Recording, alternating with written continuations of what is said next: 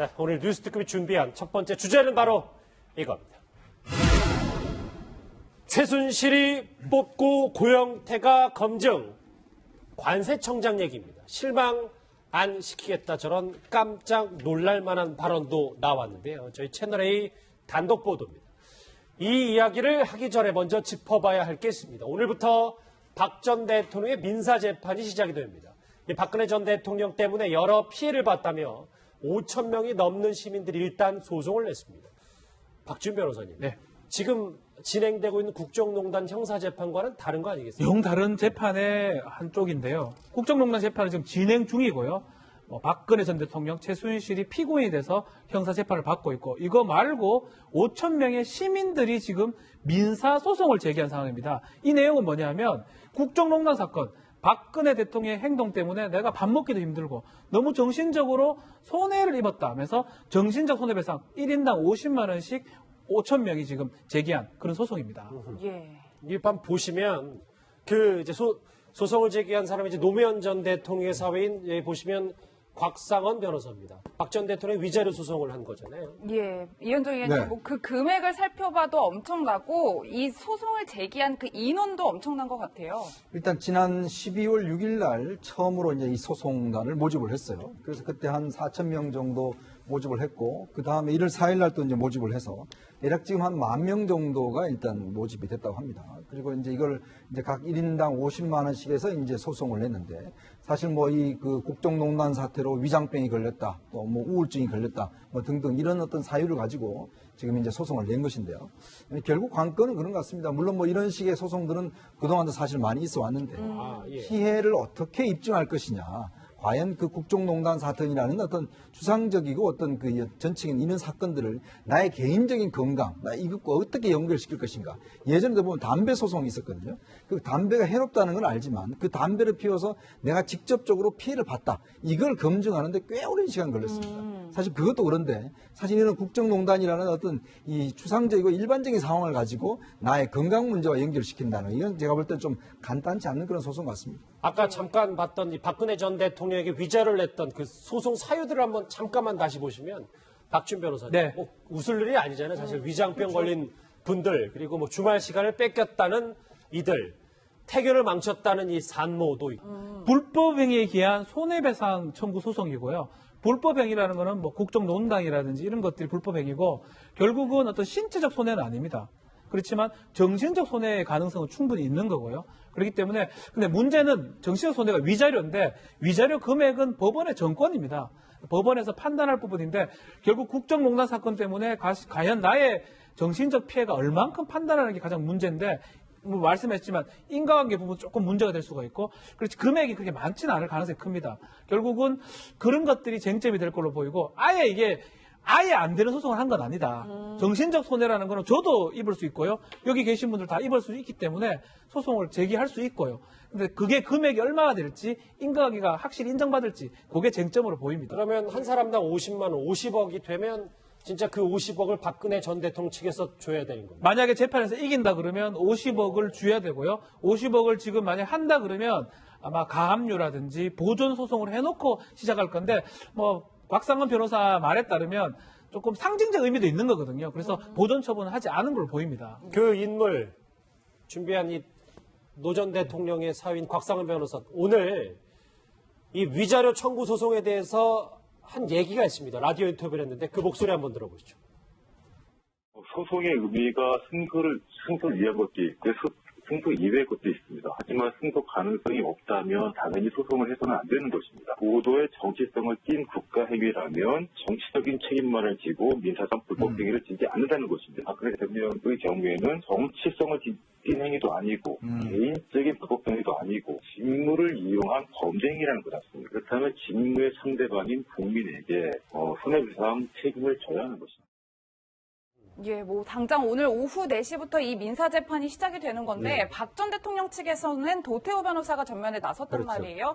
앞으로의 재판을 저희가 어떻게 예상해 볼 수 있을까요? 일단 지금 이 곽상원 변호사가 그러니까 지금 5천 명을 처음에 모집할 때, 그러니까 먼저 모집을 했어요. 사람들이 이러이러한 소송을 준비하고 있는데 자신이 대행한 게 아니라 먼저 이 변호사가 지금 위자료를 청구해야 될 시점이다. 12월 달이면 사실 탄핵 훨씬 전이거든요. 그러니까 그때는 박 대통령이 정치적인 결단을 못 내릴 때예요. 그때 아니 대통령이 이렇게 그 국민들한테 이런 어떤 이 정신적인 손해를 끼치면 위자료 청구 소송이 가능할까? 이런 질문에서부터 출발을 했어요. 그래서 사람들을 모집하고 스스로 그런 다음에 1월 달까지 1만 5천 명을 모집해서 스스로 낸 소송인데 아까도 잠깐 나왔지만 이 곽 변호사가 이 생각을 했어요. 전례가 있나? 그랬더니 전례가 딱 한 군데가 있는 거예요. 박 대통령 시절, 그러니까 박정희 대통령 시절 긴급 조치로 인해서 정신적인 고통을 받았다. 그러고 시민들이 소송을 걸었어요.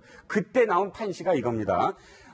유신 헌법에 근거한 긴급 조치 행사도 결국은 대통령의 권력 행사가 헌법에 근거한 것이라면 민사상 불법 행위를 지지 않는다. 이렇게 지금 이게 판시가 나왔는데 여기서 곽 변호사가 맞다 하고 거꾸로 생각을 한 거예요. 그러니까 박 대통령도 여기에 의하면 권력 행사가 헌법에 근거한 것이라면 민사상 불법 행위를 지지 않는다라고 했으니까 지금 박근혜 대통령이 권한을 나눠준 거, 최순실 씨한테 나눠준 거는 헌법에 근거하지 않았다는 거죠. 그러니까 헌법에 근거하지 않은 행위를 했으므로 이건 민사상 불법 행위다라고 생각을 하고 소송을 걸었다는 거죠. 결국은 박 대통령 측에서는 아마 그럴 겁니다. 이건 대통령의 헌법에 의한 정치행위다라고 할 거고 당연히 곽 변호사는 국정농단, 권한을 나눠준 건 헌법에 근거하지 않았다. 이것이 또다시 민사상에서도 쟁점이 될 것으로 보입니다. 2시간 반 뒤면 이제 1차 변론이 진행되는데 사실 박진 변호사님 지금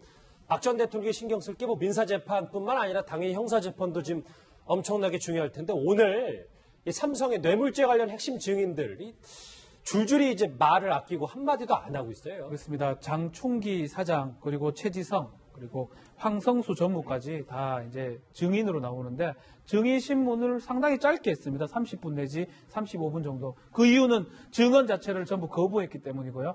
증언 거부는 미리 이제 사유서를 제출했는데 그 이유는 본인의 어떤 형사재판하고 연관성이 있고 말을 잘못하다 보면 위증죄가 염려되기 때문에 증언을 거부할 수 있다. 뭐 이거는 형사소송법상으로는 뭐 어쩔 수 없는 부분이긴 한데요. 특검에서는 상당히 반발을 하고 있습니다. 그렇지만 이걸 갖고 증언을 안 한다 해가지고 뭐 유죄가 유죄가 되고 유죄가 무죄가 되고 이러진 않을 걸로 보입니다. 이제껏 특검이나 검찰에서 진술했던 내용 그 조서가 뭐 증거로 쓸 수 있기 때문에 다만 입을 통해서 얘기를 들었을 때 뭐 법원 입장에서는 더 신빙성을 가질 수가 있는데 뭐 얘기를 안 하기 때문에 조서를 갖고 아마 증거로 채택할 가능성이 있다 이렇게 보입니다. 그럼 말씀에 따르면 당장 이재용 부회장도 뭐 증언을 거부할 가능성이 지금 높은데 재판에 영향을 뭐 미치지 않는다 이렇게 보면 되는 거죠. 근데 이게 삼성에서 아마 전략적으로 하고 있는 걸로 보이는데요. 제가 변호사 입장에서 봤을 때는 좋은 측면도 있지만 나쁜 측면도 있습니다.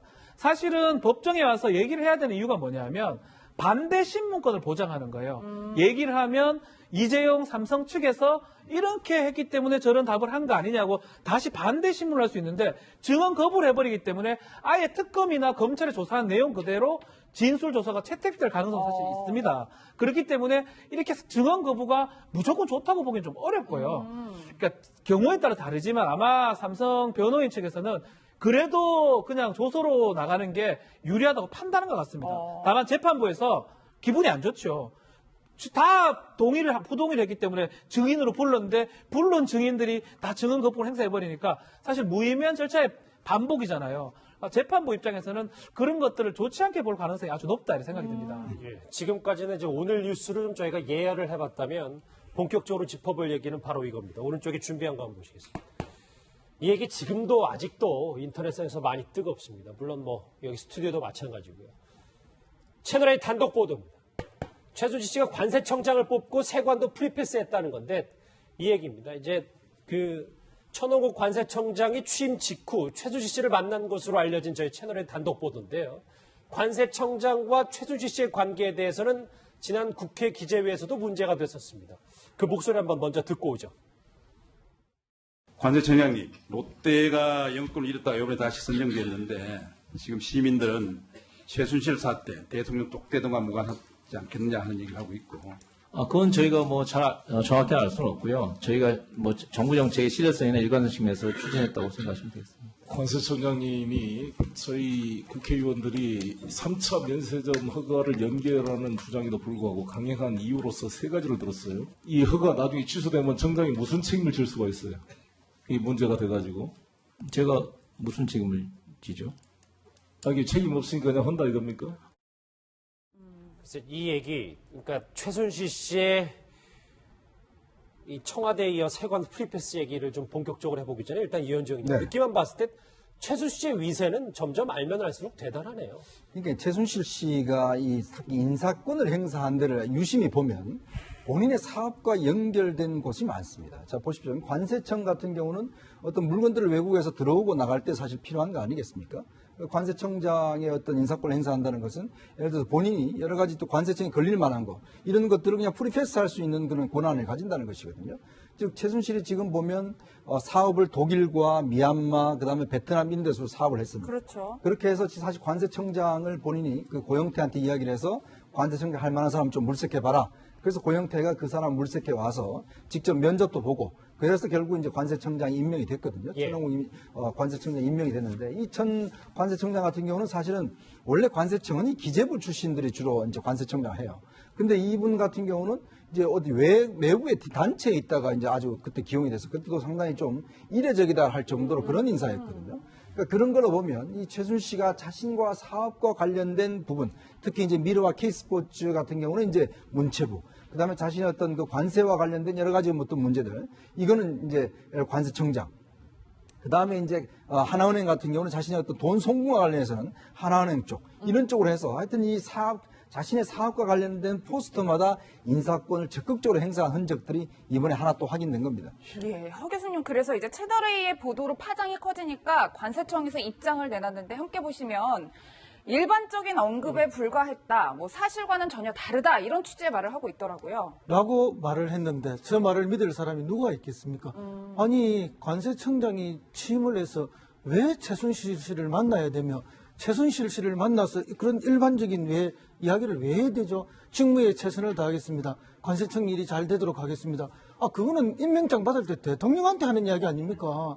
그렇기 때문에 그런 일반적인 이야기를 일반인인 그냥 최순실 씨를 만나서 자기가 이런 이야기를 일반적인 했대도 이거 자체가 말이 성립될 수 없는 어불성설 아닙니까? 일단은 취임 전에 만난 적도 없다는 거예요. 그 말도 사실은 거짓말이라고 봐야죠. 취임 전에 얼굴은 안 봤겠습니까? 자기가 거의 뭐 사실상의 인사권을 행사한 거랑 마찬가지인데 어떤 사람인지 얼굴은 한번 봤을 거 아닙니까? 그래도 말도 한번 들어보고 추천해서 그렇게 했을 텐데 그러니까 이 관세청의 해명은 제가 볼 때 거의 말이 안 되는 해명이고 어느 국민도 납득할 수 없는 거다. 방금 논술위원께서도 말씀하셨지만 자기의 사업과 이권과 관련된 데 인사권을 적극 행사했다는데 사실은 이건 우리 그때 이미 이야기를 많이 했던 거예요.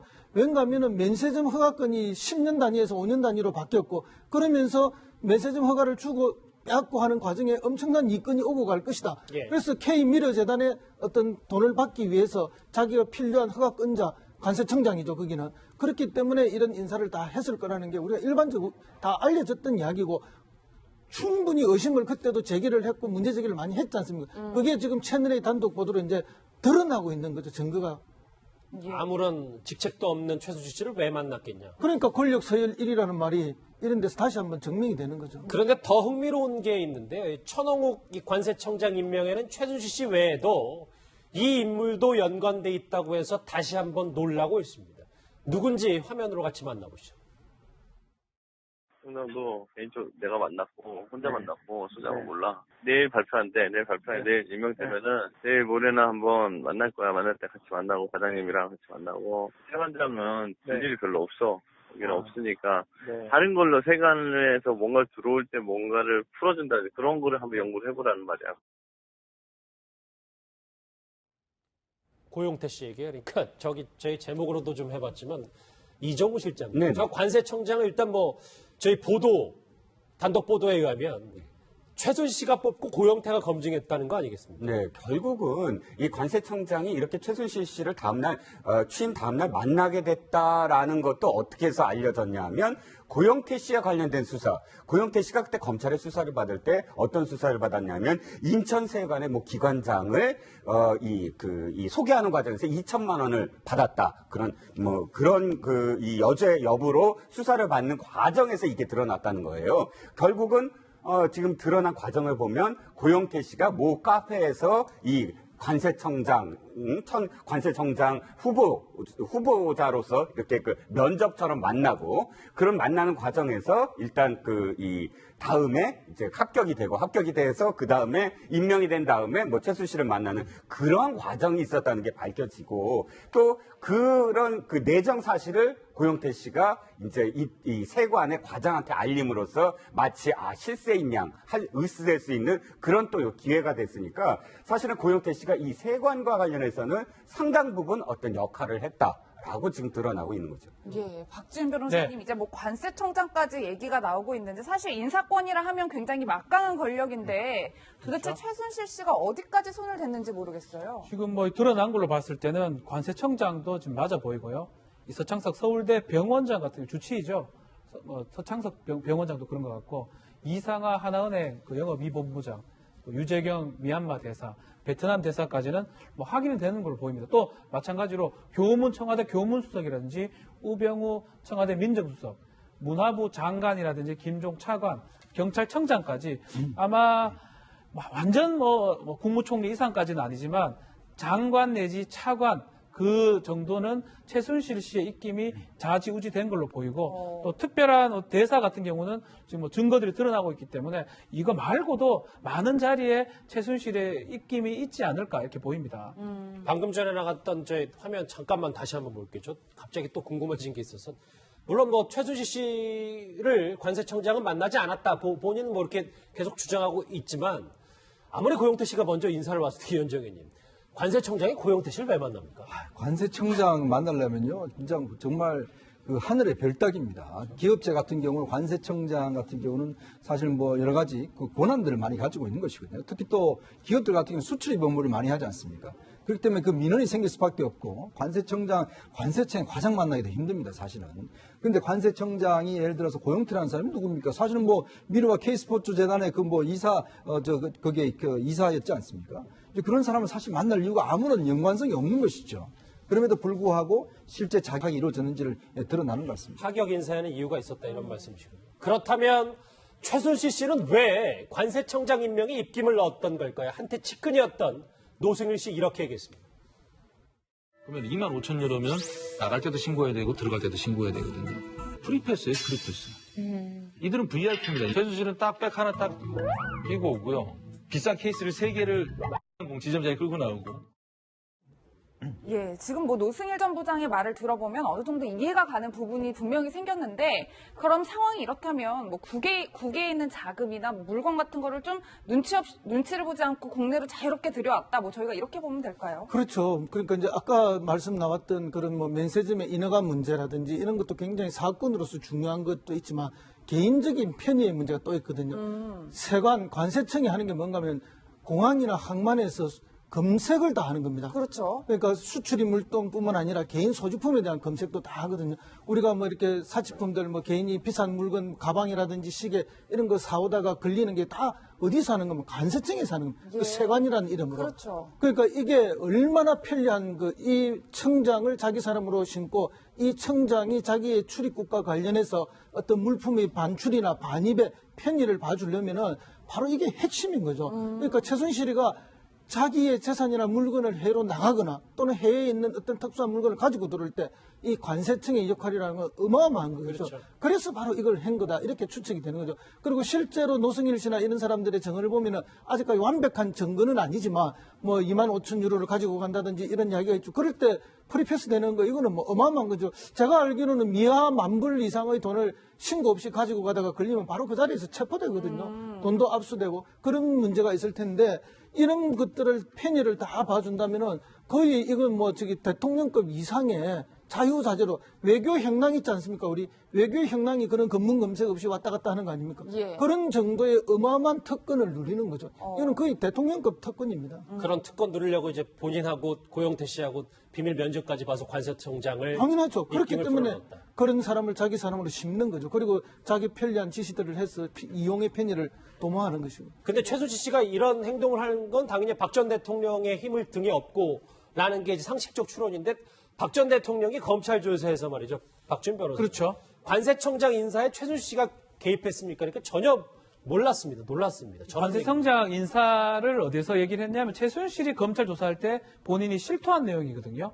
근데 꼭 검찰이 그걸 확인했기 때문에 당연히 박 전 대통령이 또 확인을 또 했습니다. 확인했을 때는 박 전 대통령은 전혀 알지 못했고 몰랐고 놀라웠다고 얘기하지만 실제로 좀 어려운 게 관세 차장을 하다가 나간 후에 민간인 상황에서 다시 청장이 됐기 때문에 관세청장은 사실은 국세청장, 경찰청장 그 정도는 아니지만 그 다음에 차관급으로 상당히 높은 직책이기 때문에 관세청장이 누가 될지 안 될지를 대통령이 전혀 몰랐다고 하기는 좀 어려울 것 같아요.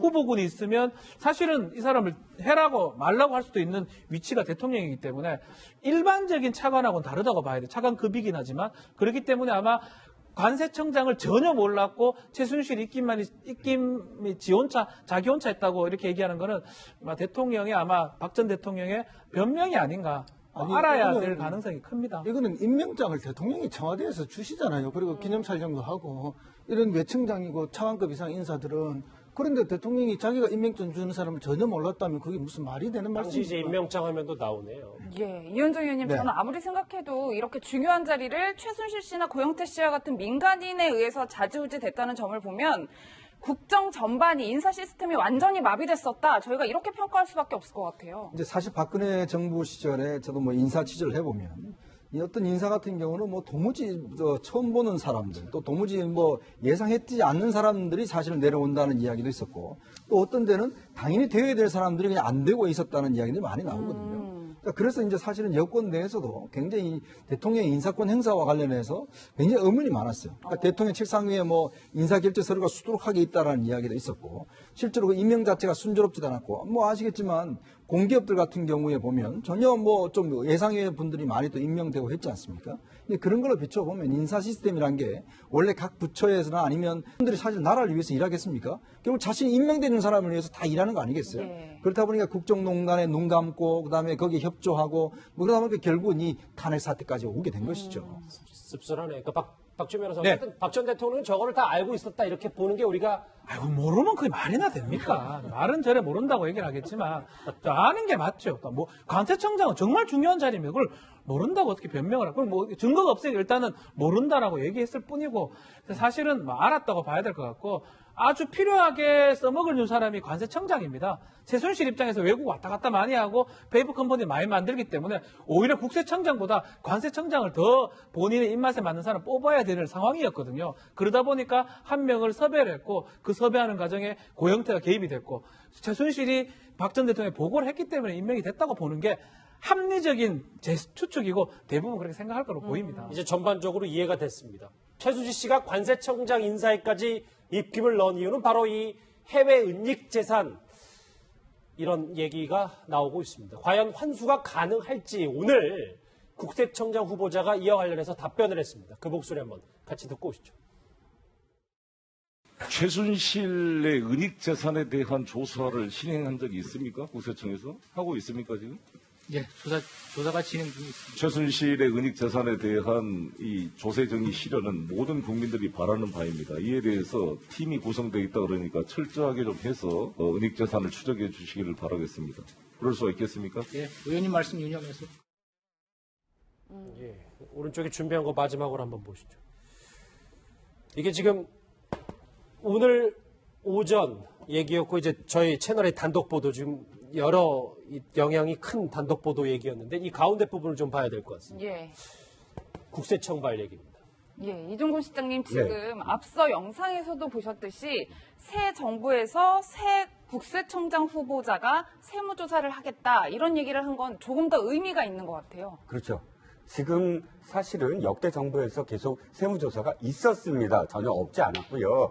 보니까 지난번에 정윤회 문건 사태 때 알려진 거예요. 이게 국가기록원에 이 국세청 자료가 이첩이 됐는데 그 안에 내용을 봤더니 1981년부터 97년까지 최태민 씨 일가의 그 재산 이동, 세금 납부 현황 이런 것들이 세세히 그때 그 자료가 있었다는 거죠. 그건 즉 무슨 뜻이냐면 당시에 국세청이 이 세무조사를 실시를 했었다는 것이죠. 그러니까 김대중 대통령 시절에 어찌됐든 이것을 이 그 세무조사를 지시했던 것으로 지금 알려져 있는데 가만 보면 그때가 어떤 때냐면 사실 그 최태민 씨 일가가 유경재단을 통해서 박 대통령을 좌지우지하는, 그러니까 당시 이제 유경재단 이사장을 좌지우지하면서 당시에 온갖 이권들을 챙기던 바로 그 당시거든요. 그런데 사실 그때 왜 그 세무조사의 결과로서 어떤 행위를 하지 않았는지는 아직 알려지지 않았습니다. 그러니까 그 이후에 전혀 아무런 어떤 뭐 이 세무조사가 이루어지지 않았는데 지금 만약에 이제 세무조사를 실시한다 그러면 현재 최순실 씨의 지금 드러나 있는 여러 가지 페이퍼 컴퍼니라든지 독일로 가는 어떤 현황이라든지 이것만이 아니라 그 전에까지 소급해서 사실은 그 자료의 연속성이 좀 필요하다고 봅니다. 물론 중간에 많은 부분이 유실되고 또 그 이전에 자료들이 검증 작업이 힘들더라도 그렇게 해서 최순실 씨의 현재의 문제가 아니라 최태민 씨 일가에 대한 어떤 정말 맥을 잡을 수 있는 그런 조사가 되어야 한다고 봅니다. 그래서 97년까지 자료가 있다는 거 아닙니까? 그런데 이제 DJ 정권에서 이것을 왜 덮었을까 하는 거는 그때로 돌아가 보면 좀 이해가 되는 측면이 있습니다. DJ가 권력을 잡으면서 정치 보복은 절대 없게 하겠다. 그런 걸 악순환을 끊겠다 해서 굉장히 관용적이고 관대하고 포용적인 정책을 펴기 시작했거든요. 그러면서 박정희 대통령 일가에 대해서 굉장히 유화적인 모습으로 나오고 박정희 기념관까지 설립하자고 지원하겠다는 이야기까지 하시면서 이런 부분들이 많이 좀 이렇게 묻혔던 것이 아닌가 그렇게 짐작이 되고 어쨌든 그때 이유는 금융 실명제가 되어 있었기 때문에 뭐 이렇게 현금화된 동산이나 부동산 현금화되어 있거나 동산들 수준이 아니라면은 아마 그 위에 금융 실명제 때문에 자료 추적은 충분히 가능할 거라 봅니다. 그리고 97년 이전의 자료들은 이미 조사해놓은 게 이미 축적이 되어 있을 거고 그래서 어느 정도 밝힐 수는 있다고 저는 봅니다. 다만 지금 국회에서 벌써 이제 환수법을 만들지만은 아직까지 그 의원들 사이에서 큰 관심을 못 받고 있기 때문에 이것들이 이제 얼마나 정치적 이슈로 떠오르냐에 따라서 향방이 좀 바뀌지 않을까 이렇게 예측이 됩니다. 예, 박지윤 변호사님 저도 뭐 말씀을 이어받아서 질문을 드리면 해외 재산뿐만 아니라 국내 재산도 상당해요. 뭐 토지나 건물만 2천억 원이 넘고 뭐 예금도 한 500억 원이 넘는 수준인 걸로 알고 있는데 이 국내 재산에 대한 조사는 어떻게 진행이 되는 건가요? 일단은 조사를 이제 계속 했기 때문에 실제로는 더 어떤 플러스 어떤 조사가 어떤 성과가 날지는 조금 의문이긴 한데요. 실제로 가장 중요한 거는 좀 입법이 좀 필요해요. 입법 부분이 개인 재산이고 이제 일반 재산이고 소급을 좀 해야 되기 때문에 그런 부분 입법이 만약에 통과가 돼 이른바 최순실 어떤 뭐 수익, 뭐 한수법인 이런 법들이 통과가 된다면 아주 탄력을 붙을 것 같은데 지금 상황에서 한다 그러면 사실은 쉽진 않다. 이제껏 계속 피해왔기 때문에 그래도 뭐 지금 신임 국세청장이 됐을 때 아주 심도 있게 본다고 하니까 아마 기대를 갖고 봐야 될 것 같습니다. 국정농단에 끝나지 않은 얘기 박 전 대통령과 최순실 씨 얘기를 또 다뤄봤습니다.